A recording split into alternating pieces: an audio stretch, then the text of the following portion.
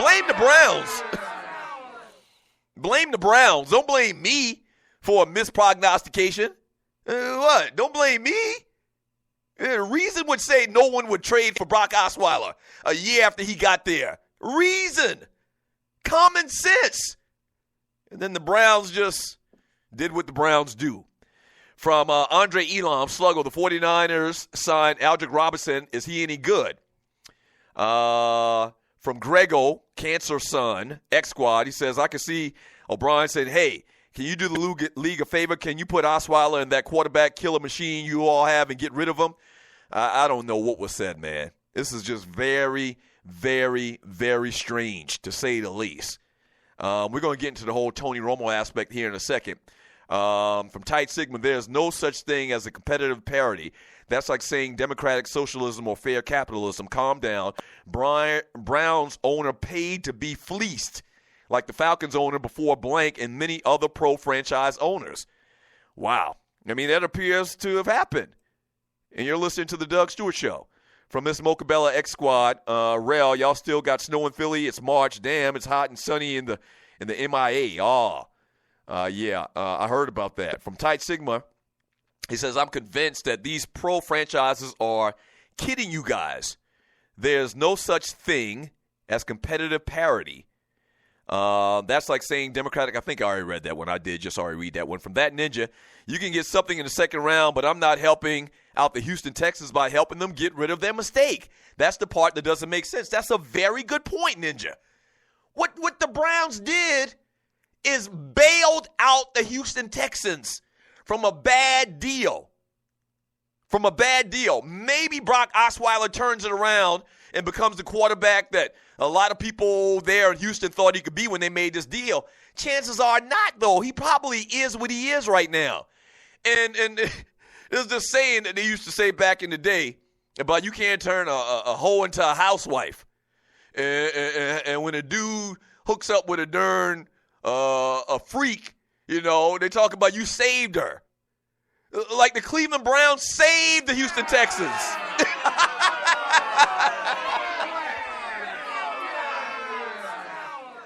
You saved them, bro. You saved the Texans. You saved them. The Browns saved the Houston Texans, man. From T-Dub, Doug is not reading the chat, so he's not understanding the cap situation. I totally understand the cap situation. This is what I do, sir. From Al, trust the process to Thompson. So now we have 3 second-round picks in 2018, Doug. You relying on 3 second-round picks? You're not relying on 3 top 10, top 15 picks. You're relying on 3 second-round picks. Oh, my freaking gosh. Cancel Christmas. It's a party around here.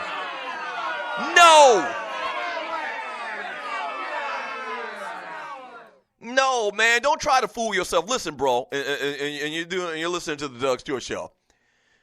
Don't try to convince yourself that 3 second-round picks is worth what you did yesterday. Don't try to convince yourself that. The reasons I told you about a little bit earlier. You haven't had a good history of making picks anyway.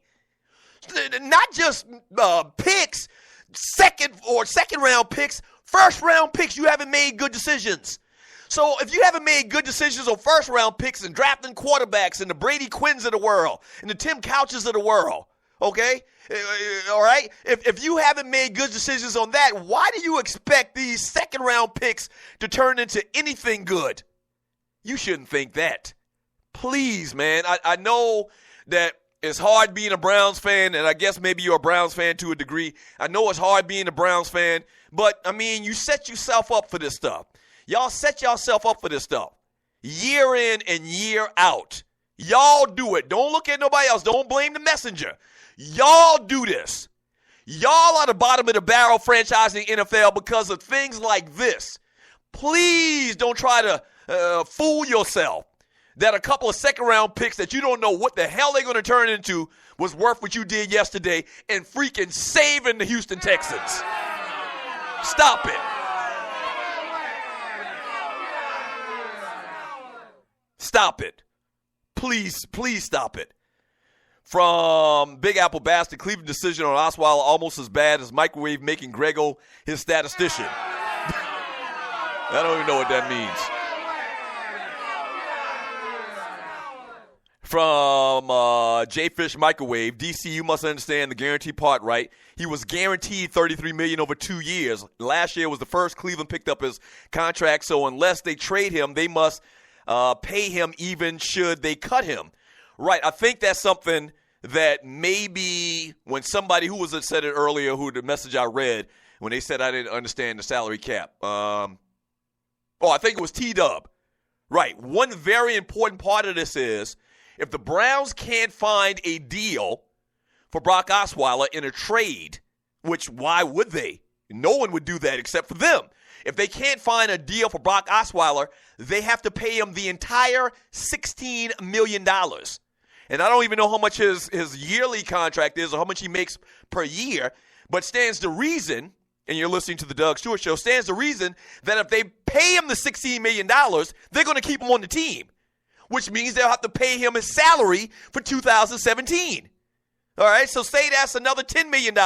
So they're probably going to be on the hook to pay this guy like $25 million this year if they can't find a trade, which once again, they're not going to be able to find a trade. Why? Why? Because he sucks. Why does he suck? Well, clearly he sucks. Because the Houston Texans tried their best to find a deal for him. They found the sucker in the Cleveland Browns, and they got rid of him after 1 year. Of course he sucks.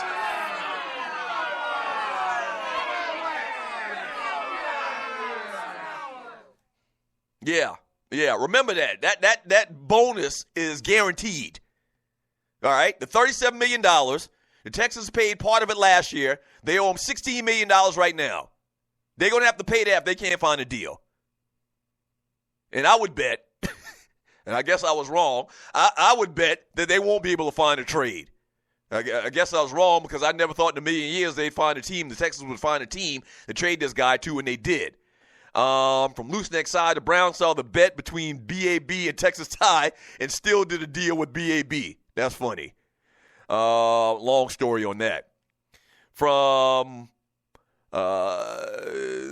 from Rough Buff, he says, I think the only team out there that might be the Bears who, crazy enough, traded for Brock. No, but they made a deal for Sean Glennon, the backup quarterback for Tampa. Glennon's part of their team now. And I think they're giving him, I don't have the number in front of me, but they're paying him a significant amount of money as well. So Glenn is already the quarterback. The Browns don't need a quarterback as of right now. From that ninja in the chat room on Spreaker.com, you're reaching saying they would have to keep him and pay his salary. No indication of that. Well, there's no indication of that. They could do anything they want. They could cut him and just pay the $16 million. But why would they do that? Evidently, he's a good enough quarterback where all this fuss is being made of. You know, why would you pay this guy $16 million and let him just, sit at home, eat bonbons? Chances are, if they keep him on the team and they give him $16 million, they might as well keep him around. They still need a quarterback, even though they know that he's not, an NFL starting caliber type quarterback. Yeah, that's exactly right. Yeah, they could cut him and just eat the $16 million. And if they do that, then that even screams even more to the conversation of why even do this deal? They didn't have to do this. You understand?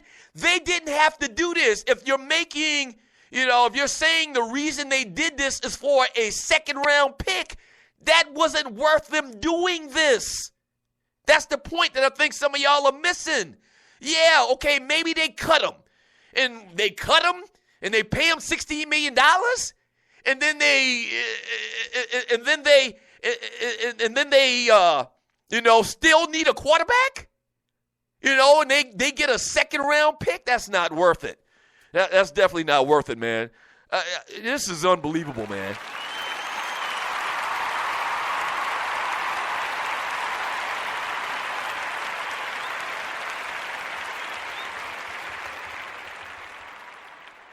This is absolutely unbelievable. So the Bears, and I think I called him Sean Glennon, but his name is Mike Glennon. The Bears agreed to a deal with quarterback Mike Glennon He's expected to sign today on a 3-year contract worth $14.5 million a year. Okay? $14.5 million a year. 3 years, $14.5 million Mike Glenn is going to get from the Chicago Bears. They can't make a deal for Brock Osweiler and they're giving Mike Glennon, $15 million a year. That's not going to happen. It really shouldn't happen. There's no team out there that should want to take on that contract just from the optics of the situation. Not about the money, but the optics of the situation is that the Houston Texans gave up on this guy 1 year. That's all I would need to know. That's all I would need to know. And then you can put a couple other factors into the equation as well. Not only did the Texans give up on this guy in a year, but John Elway, as I said earlier, gave up on this guy in a year. They need a quarterback. The Texans need a quarterback. And so the Texans, if the Texans giving up, if the Texans, and I mentioned Elway, but I'm talking about the Houston Texans, if the Texans gave up on this guy in 1 year, then that says a lot. That says a whole hell of a lot. It's crazy, man. When we get back, I want to read more of your messages in the chat room on Spreaker.com. And I'm also going to go over kind of like this thought that Tony Romo is in play now as far as a trade. And the Cowboys aren't going to cut him. The Cowboys are going to be able to recoup something from what they owe Tony Romo, which we'll talk about that as well coming back from the break. How about this? I keep talking about the Brown side of this thing.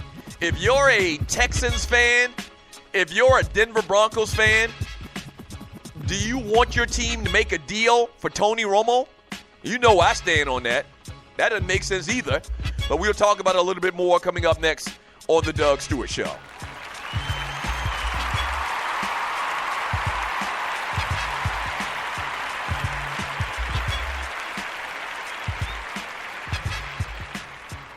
Yeah. All right. When we get back from the break, a little Tony Romo talk. It's already hour number 2 of The Doug Stewart Show. Don't go away. Don't go away. Keep it locked.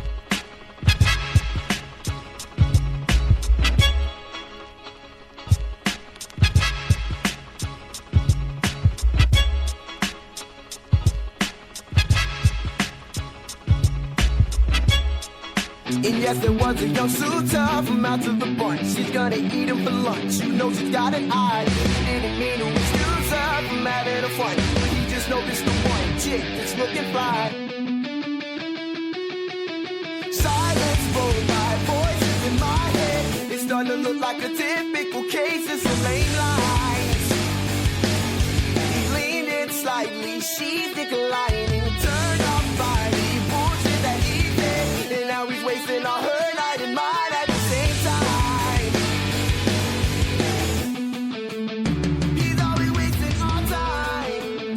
He's only wasting all our time, all my time.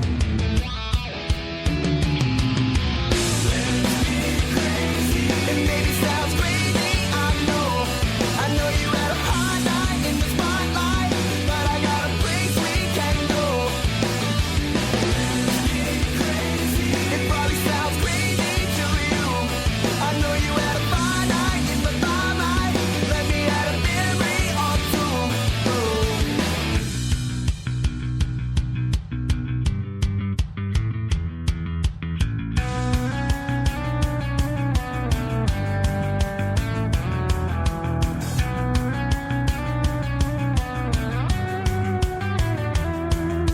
She looks past him and she sees me watching.